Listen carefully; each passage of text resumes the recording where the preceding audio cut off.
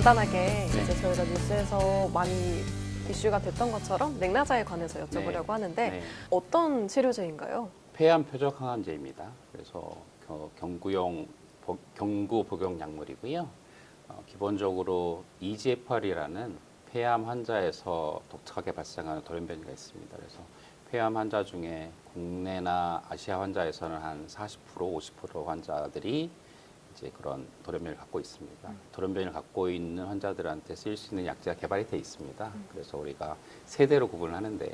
1세대, 2세대 약물들이 개발이 돼서 사용이 되고 있고, 다만 이제 렉나자는 저희가 3세대라고 부르고 있습니다. 그게 기존 치료제보다 훨씬 이제 효능이 좋은 부분이 있고요.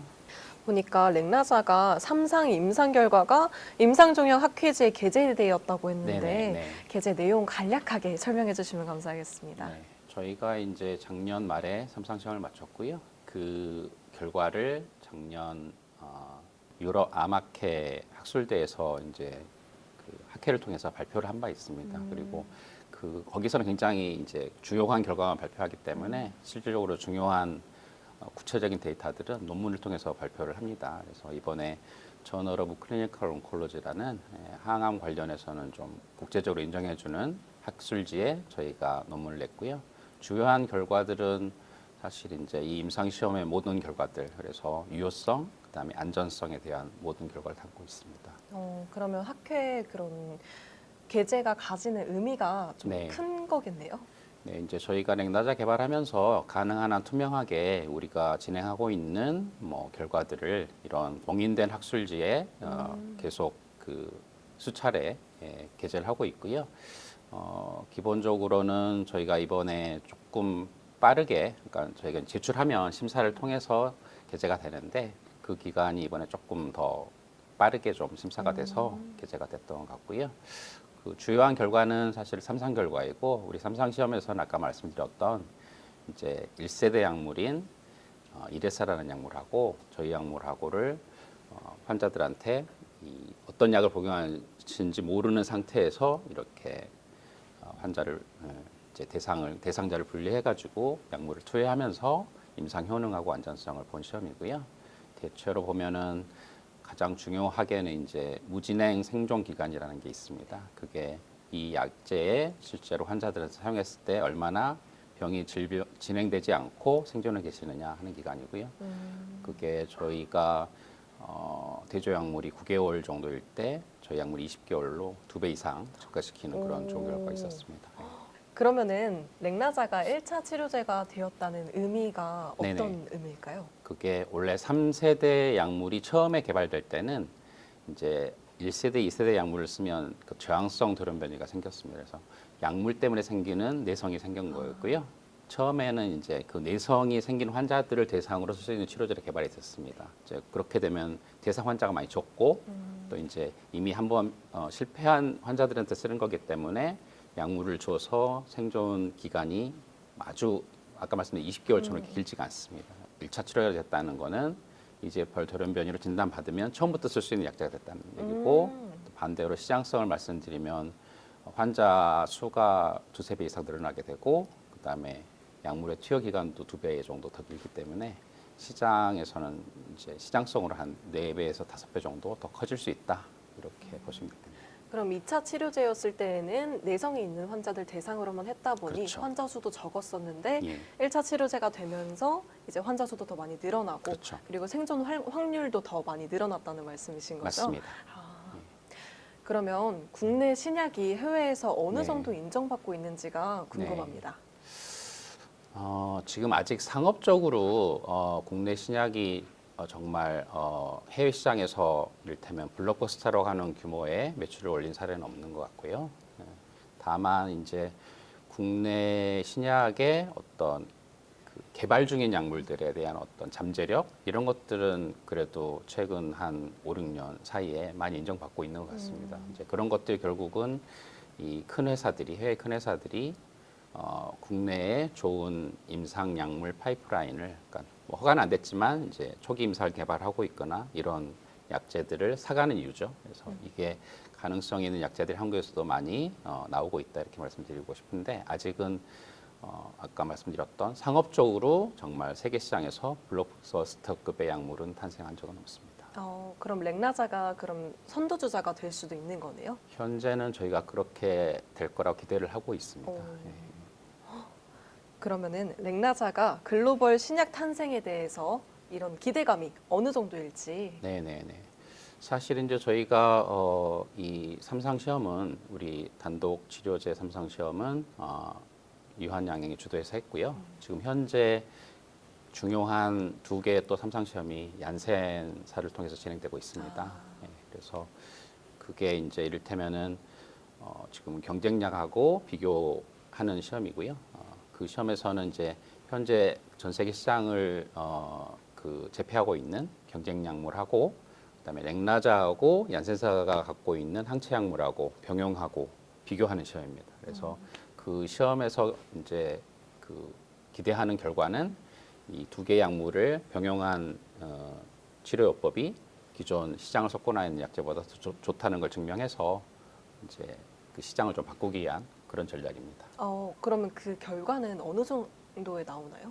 지금 얀센사에서 이제 제시한 가이드라인은 연말 정도에는 나올 것으로 예상을 하고 있습니다. 그럼 멀지 연말에, 않았네요. 연말엔 정말 먼저 아는 네네네. 글로벌 신약이 탄생할 수 있을지 네네네. 저도 좀 기대가 되네요. 네네. 네. 그러면 렉나자정을 무상 제공을 한다고 하셨는데 네네. 그게 어떤 내용인지가 좀 궁금합니다. 네. 사실은 이제 이런 그 혁신 신약, 특히 항암제들은 굉장히 고가입니다. 그래서 지금 현재 국내가 약가가 상당히 낮음에도 불구하고 현재 이런 보험 적용 없이 환자분들이 이제 사서 복용해야 되는 경우에는 1년에 한 7천만 원 정도 약가가 나오고 있습니다. 그래서 아까 말씀드렸던 그런 경쟁약물이 한국에서 허가는 받았고 하지만 아직 보험 등재가 안 됐습니다. 이제 우리나라는 그 공공보험이 전국민 의료보험이 되고 이런 항암제 같은 경우에는 보험에 등재가 되면 환자는 약값의 5%만 부담하게 됩니다.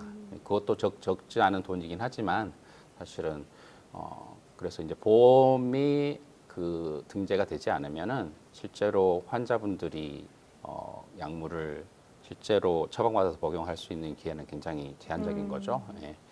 그래서 이제 렉나자도 6월 30일자로 네. 1차 치료제를 허가는 받았지만 이제 보험 등재하는 작업이 필요합니다. 그래서 그렇게 하기 전에 이제 환자분들이 하실 수 있는 유일한 거는 실제로 그냥 이 네, 무상으로 실제 제공. 네. 약가를 다 내고 네. 처방을 받으셔야 되는데 그건 너무 큰 부담이기 때문에 저희가 이제 보험 등재되기 전까지는 무상으로 제공하자고 하는 것입니다. 그럼 기존에 환자분들께서는 안 그래도 몸도 아픈데 이게 금전적인 비용까지 부담이 되다 보니까 네네. 치료제를 사용할 수 있는 경우가 많이 없었잖아요. 네네. 그럼 이번 기회를 통해서 무상 제공받고 이제 네네. 치료제로도 사용을 하고 이후에는 이제 보험 등재까지 되게 맞습니다. 되면은 이제 그렇게도 사용이 가능하게 되는 거네요. 맞습니다. 아. 예, 이제 한국에서도 네. 그동안 그런 암 환자 단체들 환우분들께서 네. 많은 청원을 하셨어요. 사실은 예. 렉나자는 아직 허가되지는 않았지만 아까 네. 말씀드린 경쟁약은 허가는 돼 있는데 이게 좀 빨리 보험이 됐으면 좋겠다 하는 청원들을 많이 해주셨는데 그 지금 현재 그 과정을 진행하고는 있지만 아직은 안 됐어서 예. 환자 비용이 굉장히 큰 부담이 큰 그런 지금 상황입니다. 그러면 무상 제공을 하시려는 이유가 따로 있으실까요? 저희가 결국은 제일 중요한 건 그런 이제 그 환자분들은 계시고 네. 그분들 실질적으로 좋은 약을 아직은 보험이 안 되기 때문에 복용을 못 하시는 부분이 있거든요. 그래서 저희가 아직 뭐 렉나자로 큰 수익을 올리고 있는 건 아니지만 네. 실제로 이제 얀센에서 이렇게 개발하고 있는 것이 성공한다면 그런 해외에서 얀센을 통해서 벌어들이는 그런 수익들을 좀 국내에서는 좀 환원하고 하자 하는 게 저희 취지고요. 예.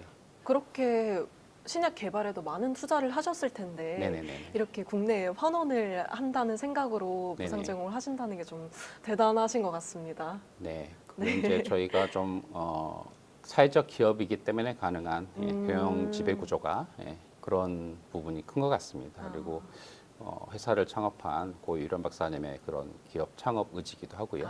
예. 고 유일한 박사님이 이제 어떤 계획이 그런 네. 계획들이 많으셨을까요? 기본적으로 여러 가지 이제 철학이 갖고 계셨지만 네. 가장 근본적인 어떤 철학 중에 하나는 기업의 이익은 사회에 환원되어야 된다. 예, 그리고 이제 그걸 위해서 본인이 요구하실 때 모든 재산을 다 사회에 환원을 했죠. 그래서 아까 그 유한 재단이라든지 아니면 유한 학원 이런 공공 재단에 다 기부를 네. 하셨고요. 네. 그다음에 현재 그 고인의 가족들은 경영에 관여를 하지 않고 계시고 해서 지금 사실은 그 위원장은 그 유일한 박사님 사후에 계속 전문 경영인 체제로 운영이 되고 있고 이런 대주주들이 대부분 개인이 아니고 이런 공공 재단이기 때문에 가능한 부분 같습니다. 그럼 이렇게 무상 제공을 하는 거에 대해서 주변 반응들은 어떨까요? 네, 저희는 사실은 굉장히 자연스러운 어떤 그런 그 취지로 했는데요. 굉장히 반향이 커가지고 오히려 저희가 좀 놀라고 있는 어. 상황입니다. 예, 반응이 클 수밖에 없을 것 같아요. 네네네. 그래서 네. 물론 환자분들한테도 연락도 많이 오지만 네. 또 여러 그런 관련된 분들께서 칭찬도 많이 해주시고 유한답다는 얘기도 많이 듣고 그렇습니다. 유한답다. 네. 네네. 좋은 말이네요. 예. 기업의 향후 계획이 어떻게 되시는지 한번 듣고 네. 싶습니다. 글로벌 개발이 성공적으로 마무리되고 이제 블록버스터가 돼서 저희가 좀 안정적으로 해외에서 수익을 창출할 수 있다면 그걸 다시 좀 R&D에 재투자해서 제2, 제3의 낙나자를 만들어서 글로벌 회사가 되는 게 저희의 큰 목표입니다. 꼭 연말에 좋은 결과가 네. 있으면 좋겠습니다. 감사합니다. 네, 인터뷰 응해주셔서 너무 감사합니다. 네,